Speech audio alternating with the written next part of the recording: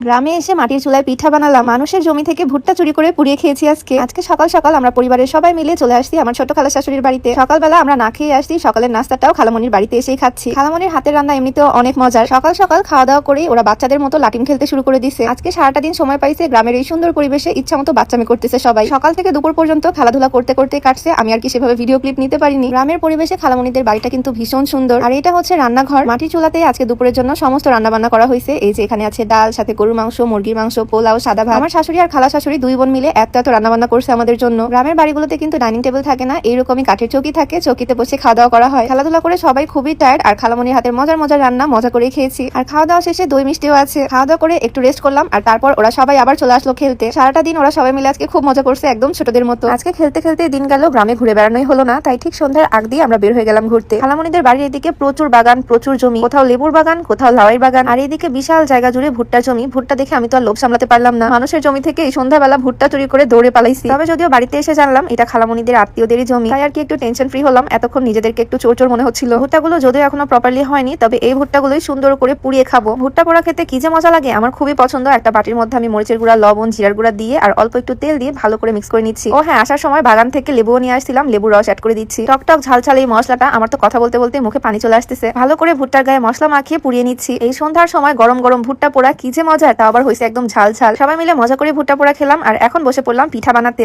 হোক বা চাটনির সাথে যে কোনো ভাবে খুবই মজা লাগে। আজকে খালামনি গরুর মাংস রান্না করছে, সেই গরুর মাংস ঝোল দিয়ে আমরা পিঠা খাবো। চুলায় গরম গরম পিঠা বানাচ্ছি, আর এদিকে চুলা পারে বসে সবাই পিঠা খাচ্ছে। এই পিঠাগুলো রেখে দিয়ে পরে খেলে আসলে সেরকম টেস্ট পাওয়া যায় না, বানানোর সাথে সাথে গরম গরম খাওয়ার মজাই আলাদা। কি যে মজা করে ওরা গরম গরম পিঠা খাচ্ছে, তাও আবার গরুর মাংসের ঝোল দিয়ে। পিঠাগুলো কিন্তু আসলে খুবই সুন্দর হয়েছে, ফুলতেছেও খুব সুন্দর করে। শীতের পিঠা তোমাদের কার কার পছন্দ অবশ্যই কমেন্টে জানিও। ওরা সবাই যেভাবে মারামারি করে খাচ্ছে, মনে তো হচ্ছে আমি পরে আর ভাগই পাবো না, তাই আমি আর দেরি না করে প্লেট পিঠা নিয়ে বসে পড়লাম। সারাটা দিন আজকে খাওয়া দাওয়ার উপরে গেল, খুব ভালো দিন কাটালাম। তোমাদের সাথেও ছোট্ট করে ভিডিও শেয়ার করলাম। কেমন লাগলো অবশ্যই কমেন্টে জানিও। সবার সাথে দেখা হয়ে যাবে নেক্সট ভিডিওতে। সবাইকে আল্লাহ হাফেজ, আসসালামু আলাইকুম।